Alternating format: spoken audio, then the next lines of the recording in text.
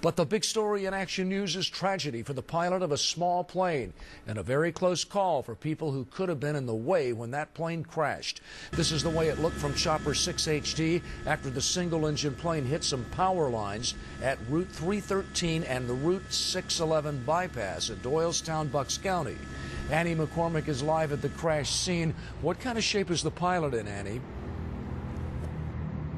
Well, Rob, at this point, Temple University Hospital is telling us that he is in critical condition. Fellow flyers over at Doylestown Airport did tell us his name. However, at this point, we're not releasing it. I want to show you what's left of that crash scene over there. You can see a wire that is hanging below. I'm told by those pilots that it was actually open air day at Doylestown Airport, and this pilot was very proud to display his unique plane.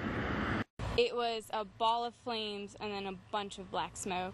Witness Maggie Virsman described what she saw just before noon Saturday at the intersection of Route 611 and Swamp Road. A small plane that just took off from nearby Doylestown Airport crashed into a power line and fell into pieces on the roadway. Virsman and her grandmother were buying a car at Thompson Toyota when everyone inside sprung into action to help. There was a woman down below just screaming. I don't know whether she was at the scene when it happened, but it was just a terror.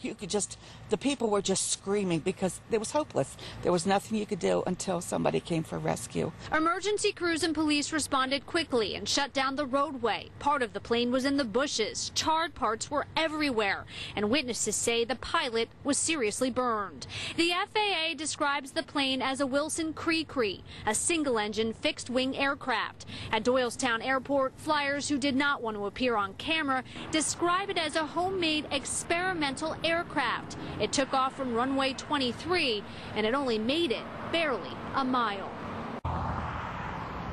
And again, officials say that this could have been much worse if any cars driving here had come in contact with that plane. Now, according to the FAA, the NTSB will be handling this investigation. They tell me the reason why is because there's not much left of that plane. Reporting live in Doylestown Township, Annie McCormick, Channel 6 Action News. Rob. Thank you, Annie. Well, our